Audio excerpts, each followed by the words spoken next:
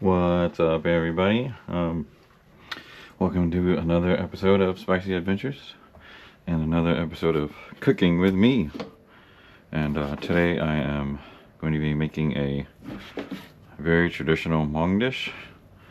I don't even know what to call it, except for, it's like a chicken mustard green soup or stew, right? So I'm using a pound of chicken breast. I mean, you can use any kind of chicken you want. Usually I use like chicken bones to make the stock, right? I usually buy like chicken thighs. You can even buy like a whole chicken if you want to, but I didn't feel like buying a whole chicken and cutting through it. I didn't feel like buying like thighs or anything. I just wanted to just go with the chicken breast today. And you just chop it up however you want to, I got some mustard greens right here. And first you boil the chicken, right? And you season the broth as it kind of comes, which just is very basic, just, salt, pepper, and the chicken. And you basically kind of make like a stock out of it. And yeah, and you let this kind of boil and simmer down before you add the mustard greens.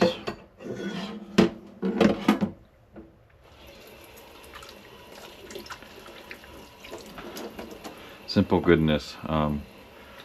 Traditional Hmong food, right, is very simple. You gotta remember back in Laos and Thailand and stuff, meat was a rare commodity, right? Like, you didn't kill your animals that often to get food to eat and stuff, right? You had to raise them and breed them and live off of them, right? Like, so you don't kill them right away. So a lot of times in the Hmong culture, like, you'll make just a lot of like stew out of vegetables or roots like bamboo and things of that nature, or mustard greens, right? And that's how you lived, because you didn't want to, as I said, slaughter your animals and stuff, because they meant a lot to you, and you probably spent a lot of money on them. You don't kill all your chickens because you need their eggs. You don't kill all your cows because you could possibly sell them. You could use them for milk, whatever the case may be. Your goats and your ox and all kind of cattle and animals, right? Like, you don't just disregard their life so easily. But here in America, it's a very easy commodity to come by. So we slaughter all of our animals here because there's always going to be more. We got meat factories, and we got people breeding cows and pigs and stuff just to be slaughtered and eaten. So being able to put some meat in your food in the Far East of the world is not an everyday thing, especially when you live off of your land, and you got to think about the future and how long you can live off of the land and all that stuff. So it's a completely different mindset than what we have over here. And this is just one of those dishes that I'd learned to cook from just watching like my mom and my dad do stuff. And it's so simple, it's so good, and doesn't take many elements, right? Like, this is all it is. It's mustard greens and chicken, You know, so you buy your mustard greens, you wash them up, you chop off the ends, you know, you throw away the bad leaves, and then you chop up some meat if you want to. Like, you can use any kind of meat you want. You know, I like chicken the best when I'm making this. It seems to have like the best flavor to me. I think most Hmongs will use chicken more than anything else as well when it comes to this stew.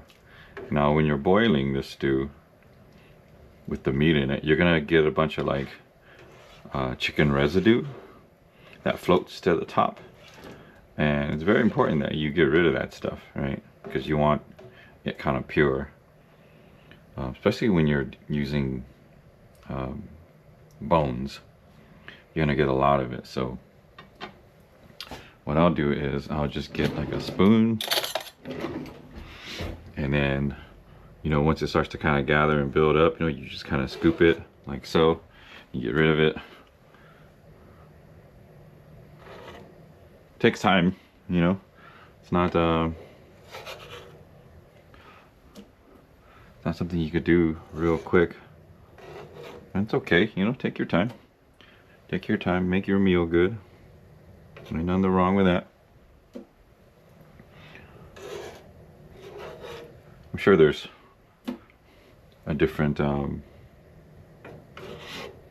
utensil I can use, but this is how I was taught to do it.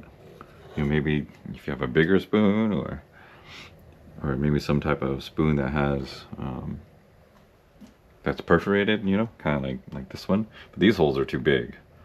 Like, you know, most of this stuff is just gonna go right through that spoon.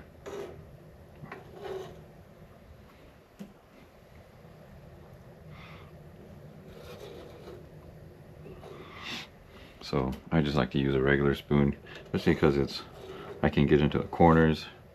I can get to the edge of the pot real easily. And just like start scooping it out little by little as it boils. You know, try to get it as clear as possible.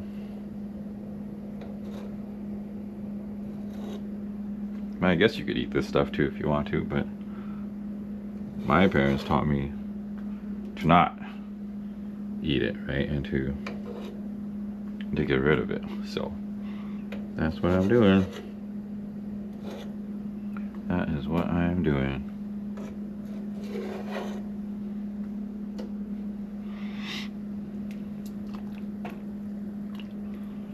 Oh, I can't wait. I haven't had this forever, since I moved up here to Boulder Creek. You know, there's not a lot of, there's like no Asian stores up here at all, right? So, you know, I have to make do with what they have. I went to Fresno and bought these mustard greens because I don't know where else to find these in the Bay Area. It's definitely not up here in the mountains, you know, mustard greens. But you can use other stuff too, like baby bok choy is good, right? It's a little slimier, but it gets the job done as well. You know, to make a nice stew like this. You can do other stuff. You can add other stuff to it, like I think bamboo would be really nice, you know, to add. I've had, you know, a lot of bamboo stew in the past that's made very similar to this. And at the very end, I'll pop in some Thai chili peppers just to kick it up a notch, you know. And then you guys saw me adding a little bit of salt and pepper, and of course it's going to be, as like I told you guys in my other video, it's all salt to taste for me. I don't have any measurements. I just keep adding seasoning until I like the way it tastes. And then and then I'm good. That's the way I'll do it, you know? That's the way I'll do it.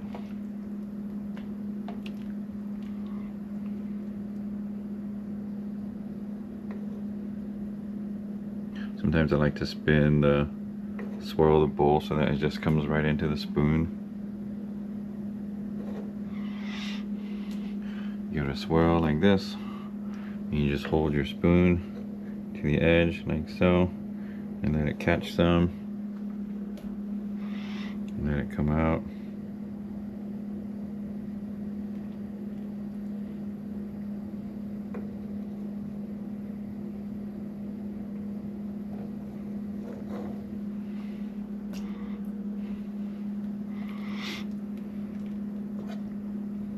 And you can use distilled water or purified water, whatever you want, but I'm not super picky.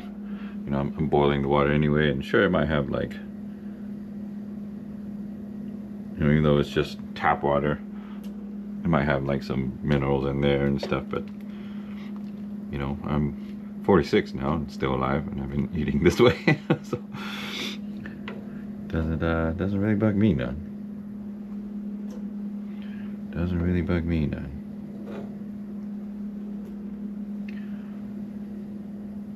You know, the mustard greens cook so fast that you don't really need to worry about it, you know, so I do the mustard greens like just at the very last moment,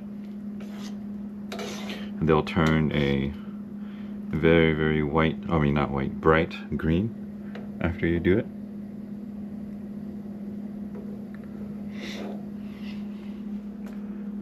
You know, you just flash them in there like real quick. You know, you don't need to do a whole lot to them.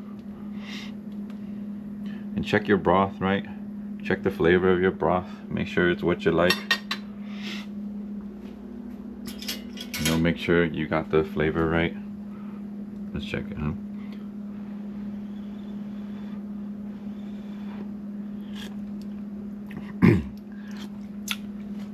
Oh yeah. Oh yeah. That's pretty good already. Maybe a little bit more salt.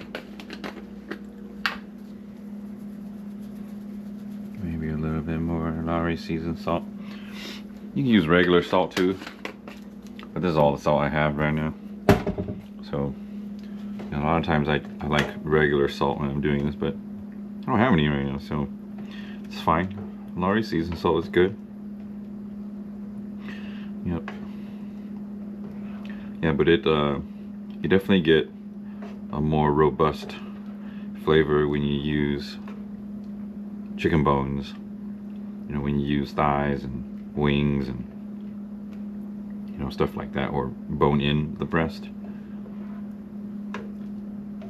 But I just wanted a very lean stew this time.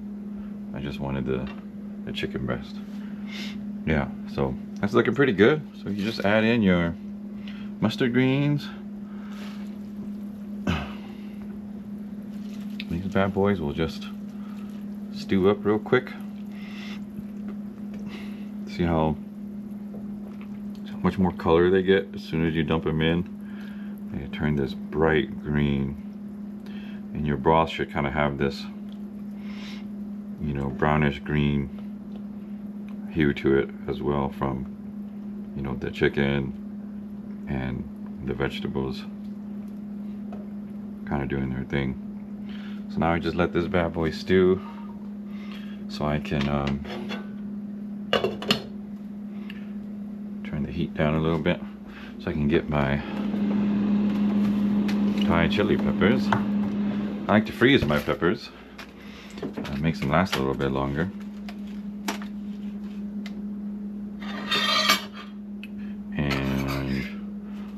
It's pretty simple, my process of using the Thai chili peppers.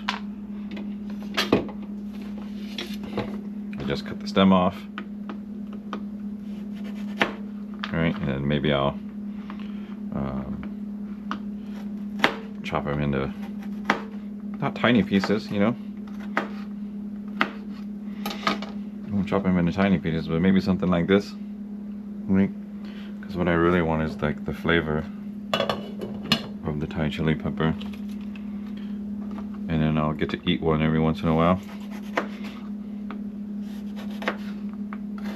Let's go with 3 peppers, huh? Let's go with 3 peppers. When you freeze your Thai chili peppers, as super easy to cut because they're really firm.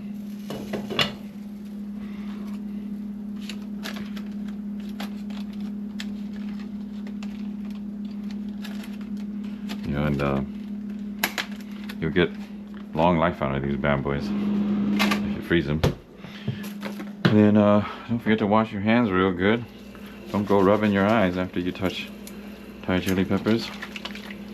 That's gonna hurt.